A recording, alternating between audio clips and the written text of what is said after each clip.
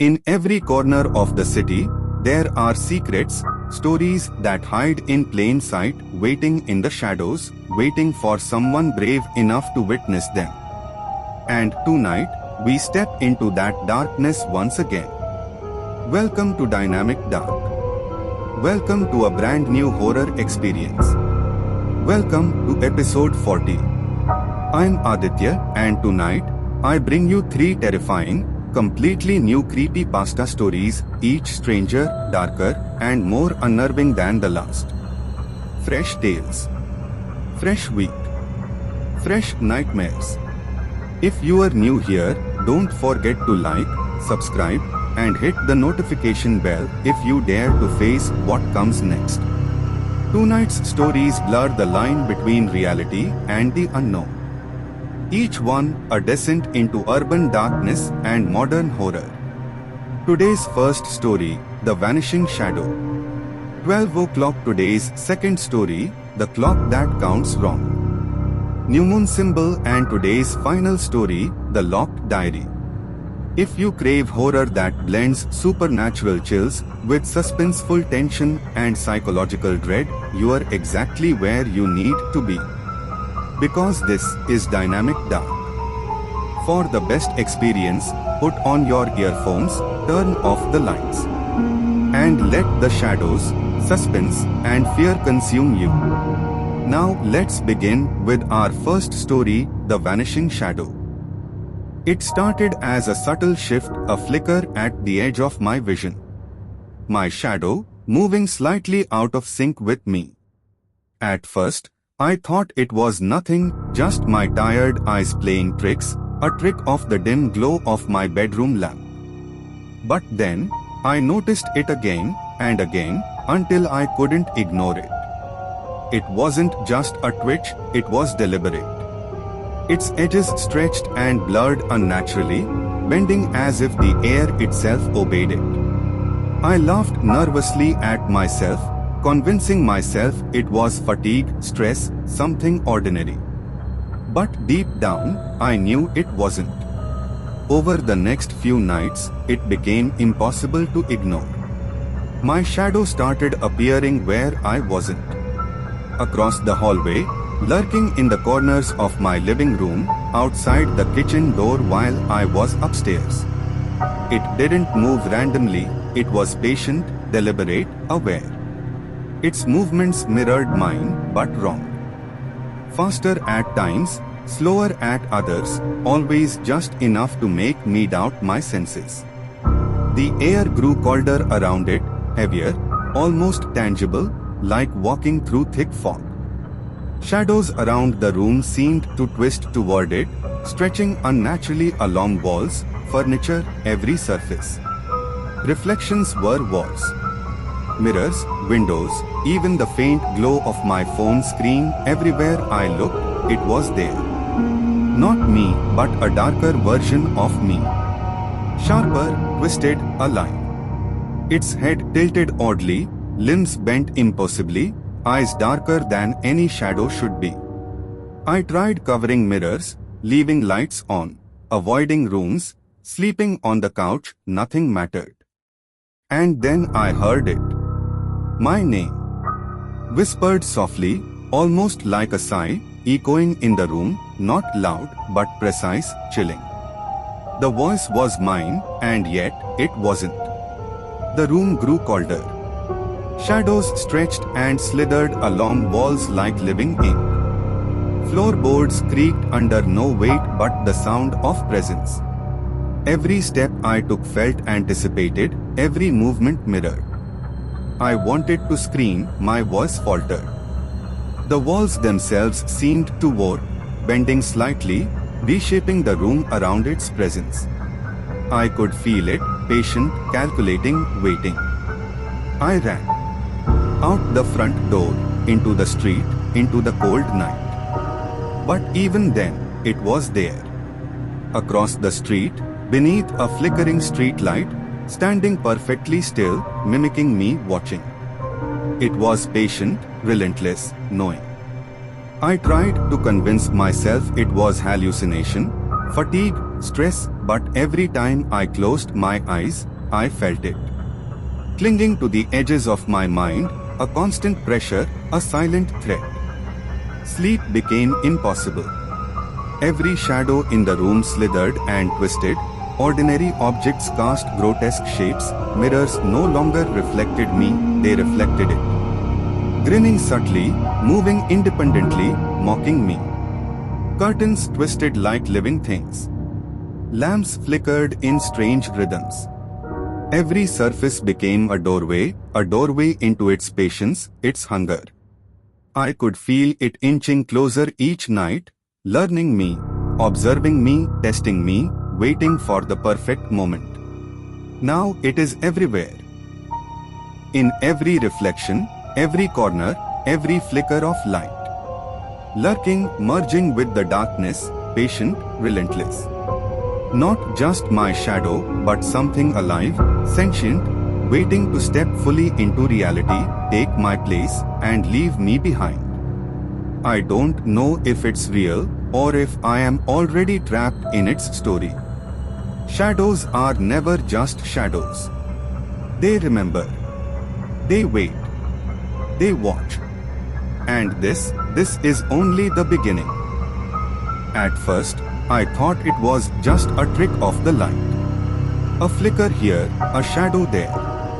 I told myself it was nothing, just tired eyes playing tricks. But soon, I realized it was appearing where I wasn't. Across the hallway, in corners, outside doors, thick, heavy shadows, standing still on the floor, unnervingly solid. Sometimes, at the edges of my vision, I saw ghostly shapes. Semi-transparent, vaguely human, white but watchful. They didn't move aggressively or attack. They just lingered, filling the space with a subtle, oppressive presence. Their shapes were human enough to feel familiar, yet strange enough to make me uneasy. The air grew colder. Dense fog settled low across the floor, heavy and constant, filling the room with a thick, oppressive atmosphere. Curtains swayed slightly, even though the windows were closed. Flickering lights made the shadows seem heavier, more imposing. Faint whispers echoed from corners, soft, almost inaudible, sending chills down my spine. Even when I tried to move, the shadows stayed. Static, thick, heavy, perfectly placed, watching from the floor.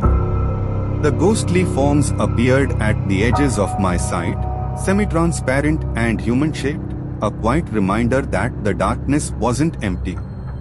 Footsteps from other rooms echoed strangely, and the subtle hum of electricity made the silence feel even heavier.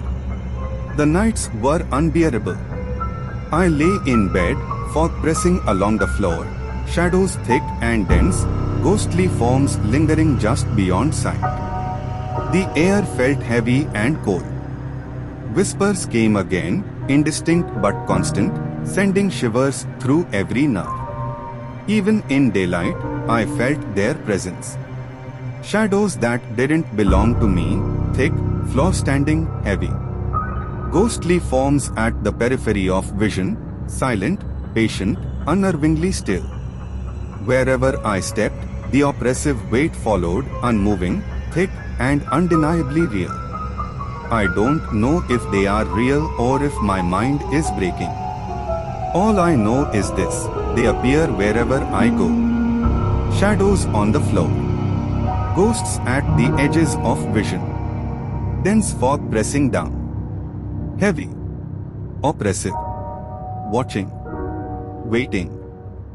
It was just past midnight when I first saw it, or rather, when I realized what I was seeing. Across the street, through my bedroom window, I could see another window, and in it, me. Standing exactly where I was, doing exactly what I was doing. For a moment, I thought it was my reflection, some strange trick of glass and light. But then I blinked, and it didn't. My breath hitched. Slowly, I raised my hand, and across the street, it raised its hand too. perfectly synchronized except not quite. There was something off. Its movement was slightly slower, like it was learning, adapting.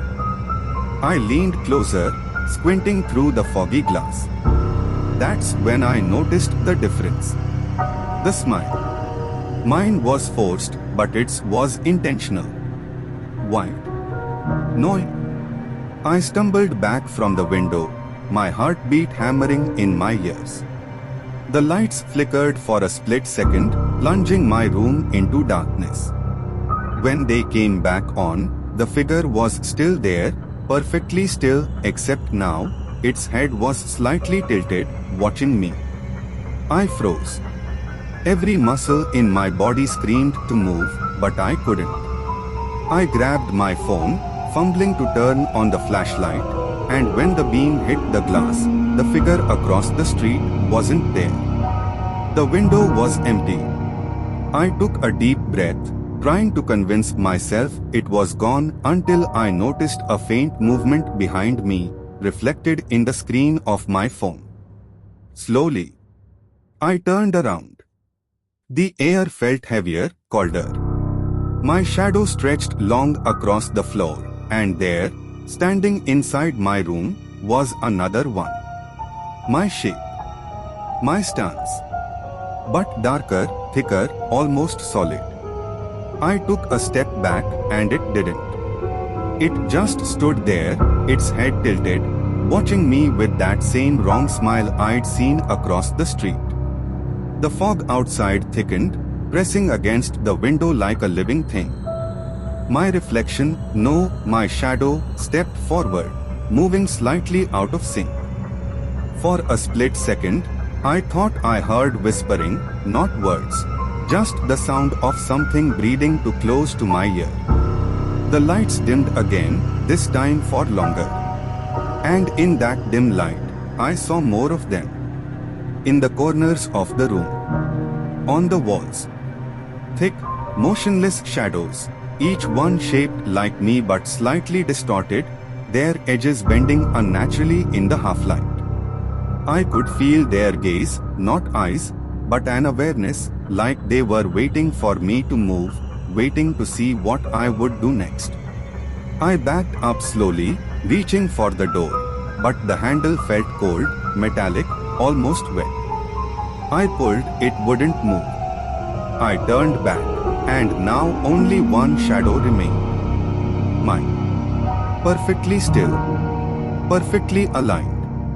Except, I wasn't standing still anymore. The air went silent, no hum, no lights, nothing. Just me and that figure. I blinked and it took a step closer. Another blink closer still. My pulse roared in my ears and I whispered, "What do you want?" It smiled again, wider this time. And as the light flickered one last time, it leaned forward, its lips almost touching the glass of my window. I realized then, it wasn't across the street anymore. It was right here. Behind me. Click. The lights went out. For a while, I thought it was over. The shadow had stopped moving. The lights had steadied. I stood there, frozen in the middle of my room, my heart racing so hard I could hear it echoing in my ears. The fog outside had crept closer to the window, pressing against the glass like it was alive. Everything was quiet, too quiet. Then, I heard it. A whisper. My name. Soft, almost tender, but wrong. The sound came from behind me, from somewhere impossibly close, like it was crawling out of the air itself. It wasn't just a voice. It was my voice, distorted, lower, trembling, as if recorded in a different world and played back seconds later. I spun around, nothing. Just the faint outline of my own shadow stretching along the floor. My throat went dry. "Who's there?" I asked, but the words barely came out.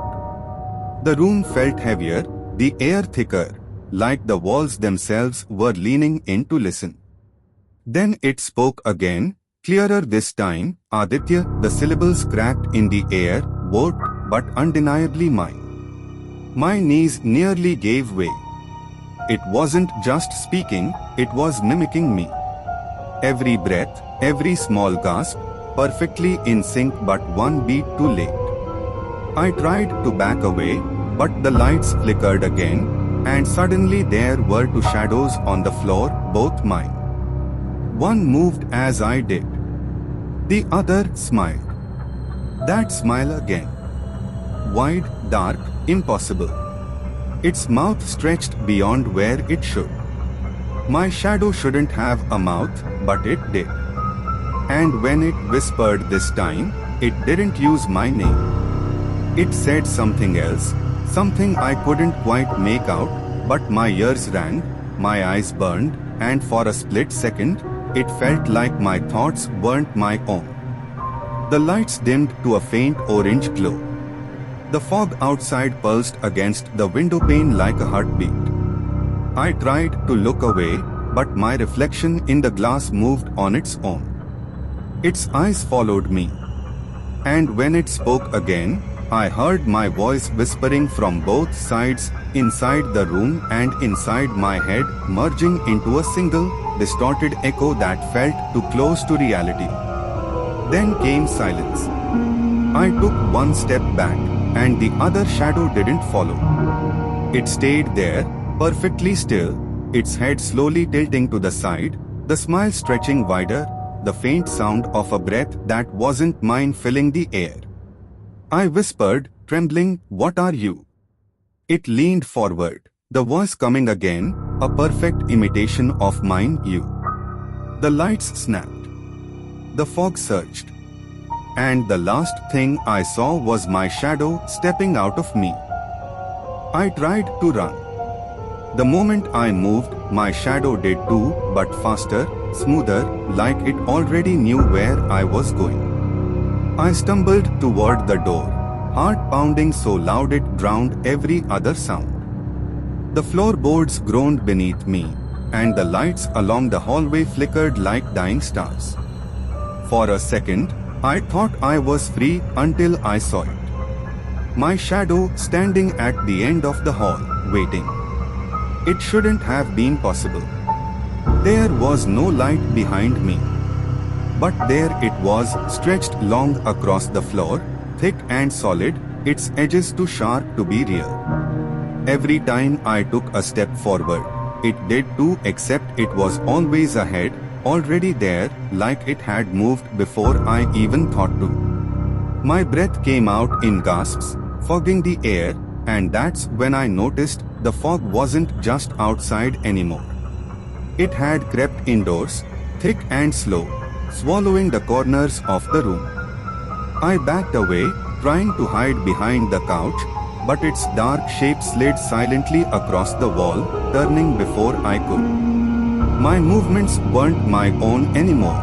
It was predicting them, anticipating me. Every time I ducked or turned, it shifted faster until I realized I wasn't leading. It was. I was just following my own shadow. My legs shook as I ran into the kitchen. The window was open, the fog spilling inside like smoke. I grabbed the handle, but my hand froze. The shadow's hand was already there, resting on the same spot. The light from the fridge flickered behind me, and for a moment, I could see its face reflected on the steel surface, black, featureless, but with the faint outline of a grin. I threw the door shut and ran upstairs, 2 steps at a time. My body felt heavy, every breath shallow.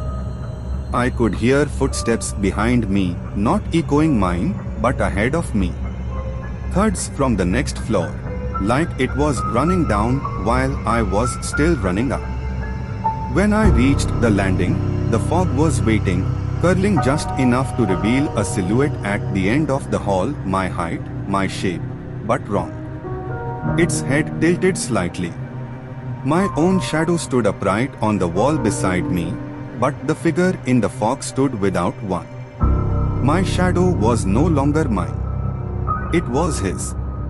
I pressed my back to the wall, whispering, "Leave me alone," but my own voice answered from the fog, distorted and hollow, "You can't hide, not from yourself." The lights dimmed again. The house groaned, and for a fleeting second, every shadow in the room bent toward me, the furniture, the walls, even my reflection on the window pane. They leaned forward, closing in, merging into one massive dark form. My feet wouldn't move. My heartbeat thundered in my chest, and in the last second before the light went out, I saw it standing right in front of me. It smiled. And then, it stepped forward, not toward me, but through me. For days, I didn't sleep. Every time I closed my eyes, I saw it, that thick, black outline lingering at the edge of my vision.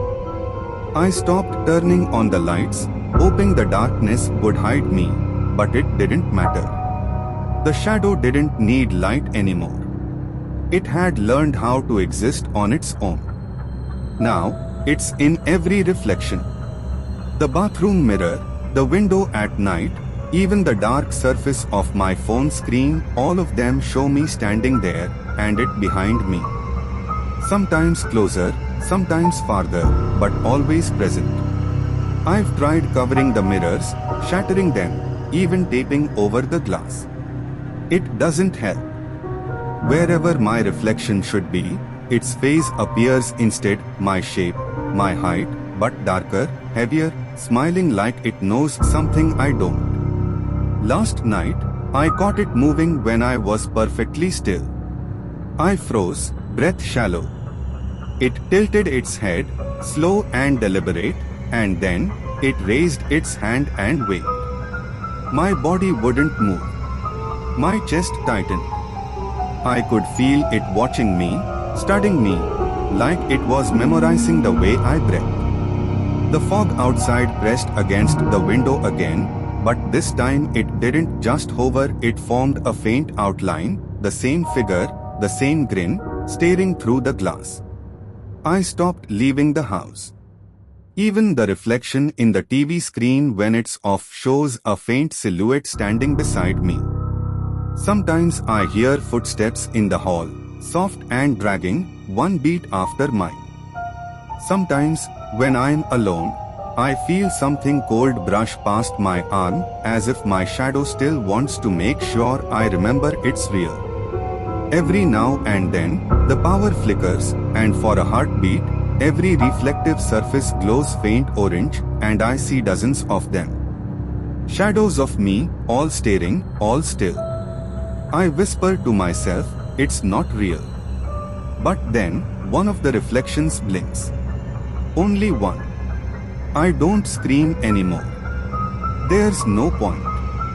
The mirrors have become windows now, not to another world, but to something that's learned to watch from the other side. Something that wears my shape, my voice, my name. And sometimes, when I walk past a window at night, it doesn't just watch. It moves closer. Waiting. Planning. For what? I don't know. Maybe it's waiting for me to stop resisting. Maybe it's waiting for the lights to go out again. Or maybe it's waiting for the day it doesn't need me anymore. Because lately, when I look in the mirror, I'm starting to realize the reflection moves first. Today's second story, The Clock That Counts Wrong. It began on a Sunday afternoon, the kind that feels too still, where even the air hangs heavy. I was sitting in my living room, half asleep, when I noticed something strange about the old wall clock above the TV. The ticking sound had changed. It wasn't the usual rhythmic tick-tock. It was slower, dragging, almost deliberate, like each second resisted moving forward. I looked up, the clock's hands trembled for a second, then jerked backward. I blinked, thinking my tired eyes were playing tricks, but it kept happening. The second hand twitched once, twice, then started counting in reverse. I frowned, grabbed my phone to check the time. 3:42 p.m., the clock said 3:40, then 3:39. I laughed nervously, thinking it was some weird mechanical glitch. Maybe the battery was dying. But the sound, it didn't stop. Tick, tick, tick, except it wasn't coming from the clock anymore. It echoed faintly from somewhere behind the walls. When I stood up to check, the temperature in the room dropped. My breath fogged in the air. The lights flickered. I reached up to take the clock off the wall, but when I did, it felt heavier than before, like something inside it was shifting. I turned it around. The back was sealed tight, no battery compartment. No screws. Just smooth, black metal that pulsed faintly under my fingers. Then the ticking stopped. Silence. For a moment, I felt relief until I heard another sound. Faint but unmistakable. Tick-tock from the hallway. I turned slowly. There was another clock hanging by the stairs, identical. The one I was holding was gone. I stepped closer. The hands on that clock weren't moving backward this time. They were spinning fast. Around and around, blurring the numbers. My reflection in the glass warped with every spin, my face stretching and twisting with the motion. I took a step back, dizzy. Then, the clock stopped again at 12 o'clock. Both hands perfectly vertical. The house fell silent. No hum from the fridge, no wind outside, nothing. Just a deep, hollow stillness that pressed against my ears. I whispered, "Hello." And then it started again, one loud tick. Then another. But it wasn't regular anymore. It was heartbeat slow. Tick-tock, tick-tock. I realized it wasn't marking time. It was counting. Counting something down. At first, I thought it was a glitch, a trick of my tired eyes. I'd been staring at the clock for so long that the numbers started to blur together. Maybe I was just exhausted, that's what I told myself. But the more I looked, the more wrong it felt. The second hand wasn't ticking anymore, it was pulsing. Jumping backward. Each beat echoing inside my head like a heartbeat out of sync with time itself. The room around me began to feel off. The shadows stretched too far, bending toward the clock like they were being pulled in. The hum of electricity turned into a low whisper, faint, uneven, almost like someone breathing behind the walls. I blinked hard, rubbed my eyes, but when I looked up again, the hands had moved backward again. 5 minutes gone, no, reversed. I turned toward the window, the reflection showed the same clock, but in it, the time was right. Normal. The hands ticking forward as they should. My breath caught in my throat. I turned back, the real one still reversed. I felt a cold drop of sweat slide down my neck. Then, from the corner of my eye, I saw movement. A shape. Thick. Black. Like a figure made of smoke, standing half in the light, half in the dark. It wasn't moving, just watching. And then, in the faint hum of the room, I heard a sound I'll never forget, the tick of the clock, but from inside my head. Then I noticed the hours it showed, weren't hours I had lived yet. At first, I didn't realize what I was looking at. I thought the glass had warped, or maybe I was seeing double because of how tired I'd been. But no, the numbers themselves were wrong. 3:27, 5:91, 12:88, none of them real. The longer I stared, the more the clock seemed to breathe, its second hand twitching like a vein under the skin of something alive. I moved closer. The air around it felt colder, the kind of cold that crawls up your spine and settles in your bones. The faint hum of the second hand sounded heavier now, dragging across the silence. I could almost feel the sound, like it was resonating somewhere deep in my chest. The ticking slowed, then lurched ahead, skipping seconds, skipping moments that I hadn't lived. Each tick felt like a heartbeat, not mine, but something else's. I tried to look away, but my eyes wouldn't move. Every reflection, the glass frame, the window beside me, shimmered faintly, like they were syncing with the clock. In one reflection, I saw myself standing still, yet my reflection tilted its head, a fraction of timing, as if I existed twice in the same second. The room seemed to bend with it. The walls leaned in, and the ceiling felt too close. Then came the sound, a low metallic groan from inside the clock, like gears turning against something that wasn't supposed to move. The second hand began spinning in short bursts, pausing, then leaping forward again. Each time it stopped, I heard something faint, whispers, just under the sound of metal grinding.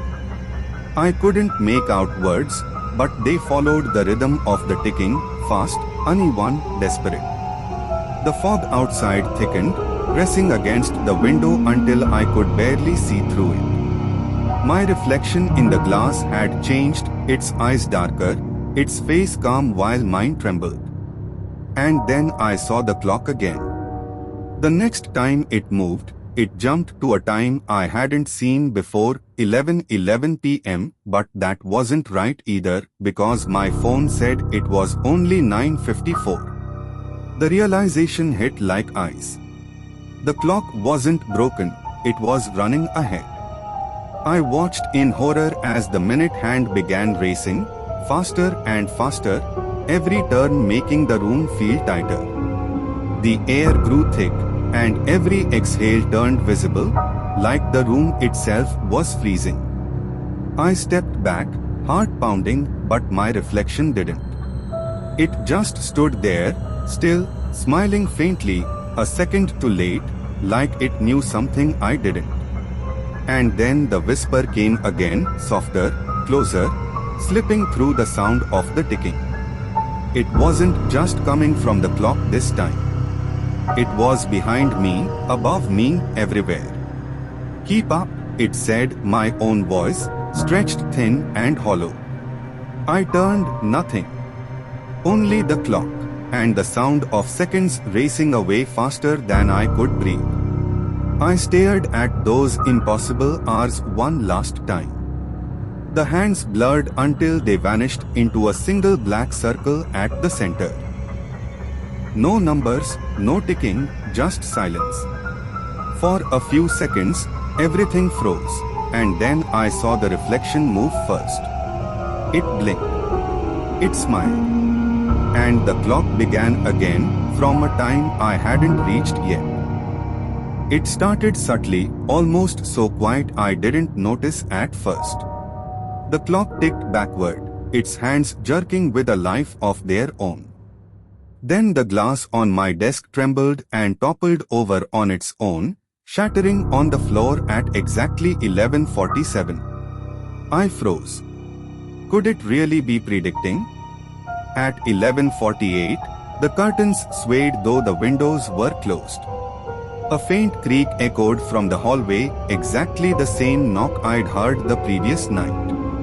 My heart raced. Every backward tick seemed to write reality before it happened. I tried to close my eyes, thinking if I ignored it, maybe it would stop. But each sound, each subtle shift, repeated the events with eerie precision. I noticed the shadows on the walls stretching differently now. Thick black humanoid ghosts hovered near the corners, completely still, their presence oppressive.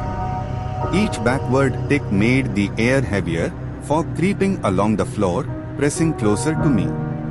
My reflection in the clock glass moved slightly ahead of my real motion, lips twitching as if speaking words I hadn't yet formed. I reached for the clock to smash it, but my hands froze midway. The ghost's heads tilted subtly toward me in unison, their forms thick, solid, and unmoving.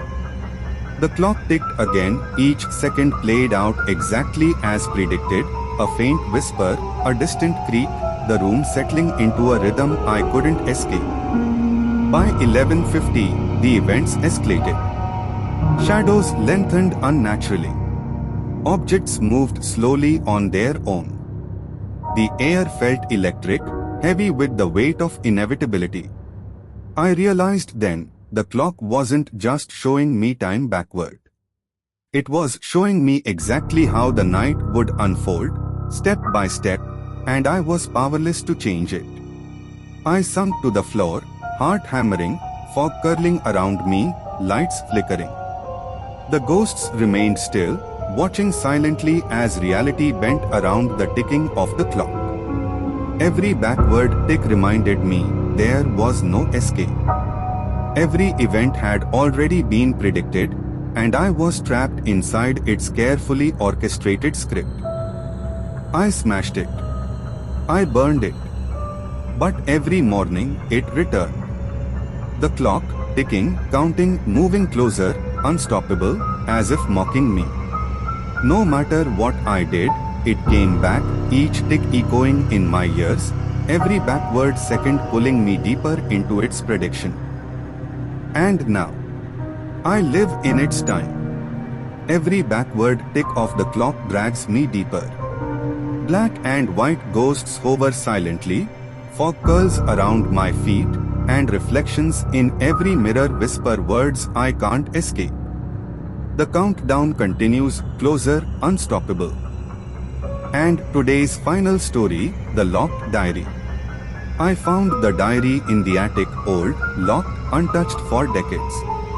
Thick black ghosts hovered silently in the corners, fog curled around my feet, and shadows stretched unnaturally. The diary trembled as if alive, whispering faintly secrets I wasn't ready to hear. Every night, new entries appeared in the diary, describing events I hadn't lived yet. Thick, semi-transparent white ghosts hovered silently in the corners, fog curled around my feet, and shadows stretched unnaturally. The diary trembled, faint whispers echoing secrets I wasn't ready to face. At first, they were small things. A knock at the door. A light turning off by itself. Thick black humanoid ghosts hovered silently in corners, fog curled around my feet, and shadows stretched unnaturally. The diary trembled, faint whispers echoing something was watching me. Then the diary wrote about people disappearing, things happening I couldn't explain. Thick, semi-transparent white ghosts hovered silently in corners, fog curled around my feet, and shadows stretched unnaturally. The diary trembled, faint whispers echoing, the attic felt alive, watching me. I wrote in it once, and it wrote back, calling my name. Thick black humanoid ghosts hovered silently in corners, fog curled around my feet, and shadows stretched unnaturally. The diary trembled, faint whispers echoing, something alive was watching me. Now, I live by the words it writes, trapped in its story, unable to escape. Thick, semi-transparent white ghosts hovered silently in corners, fog curled around my feet, and shadows stretched unnaturally. The diary trembled, faint whispers echoing. I was no longer in control. That was the end of episode 40 of Dynamic Dark. If you enjoyed these terrifying stories, make sure to comment below which story scared you the most. The best comment will be pinned by me, Aditya. So, don't forget to like, subscribe, and enable notifications bell if you dare to see what comes next. And share with your friends and family too. Or you can suggest a topic for the next episode, like a foreign urban legend, haunted place, or any other creepy horror story. The suggestion with the most likes might be featured in the next episode. Until then, keep listening to terrifying stories because we'll be back soon with episode 41.